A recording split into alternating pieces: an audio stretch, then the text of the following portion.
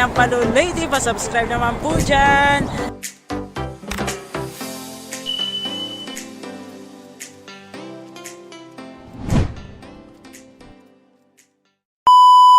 Welcome to my YouTube channel, guys. For today's video, maggagawa po ako ng ginataang kalabasa. Bali, gigisahin ko po muna siya ang mga lamas bago ko lagyan siya ng gata. Kung bago ka pa lang sa aking channel, please like, comment, share, then click the subscription button para updated ka po sa aking mga videos.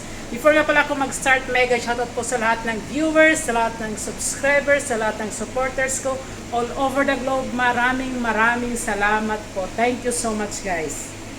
Ayan guys, ang aking pumpkin, kalabasa.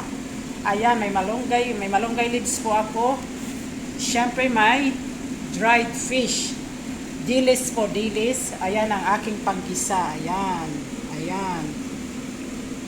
Ayan guys, ayan. May green chili po ako at saka the most important part is the canned coconut milk. Ayan na guys, bali gigisahin ko na po. Unahin ko po muna ang aking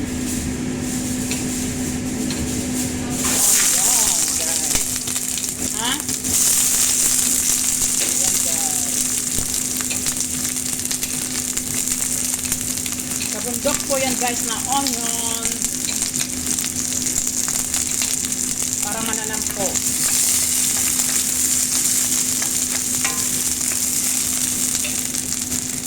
Guys, nandyan na po din ang aking garlic. Bali, susunod ko na po ang aking tomato.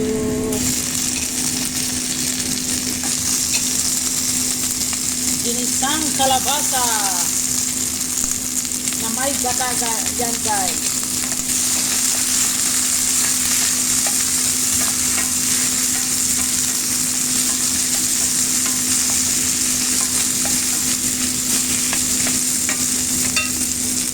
Ayan guys, lalagay na po natin ang ating kalabasa.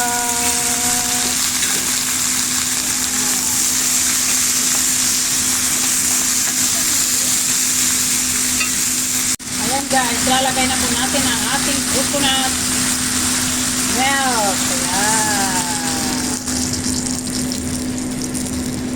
Dagdagan po natin guys ng konting water.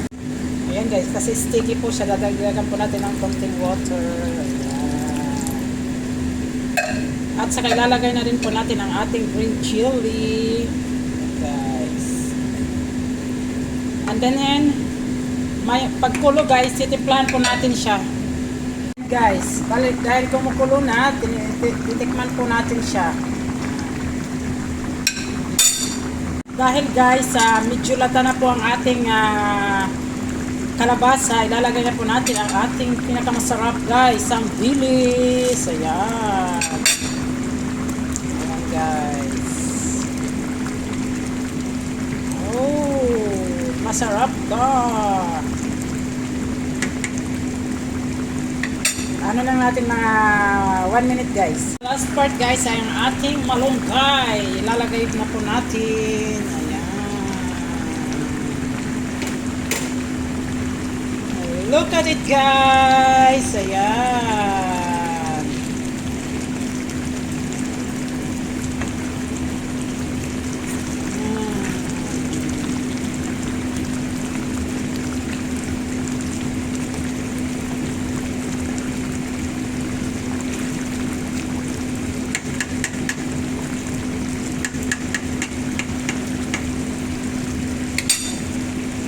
Ready to serve na po ang ating kalabasa with malunggay and dilis. Happy lunchtime everyone! Mabuhay po ang mga OFW!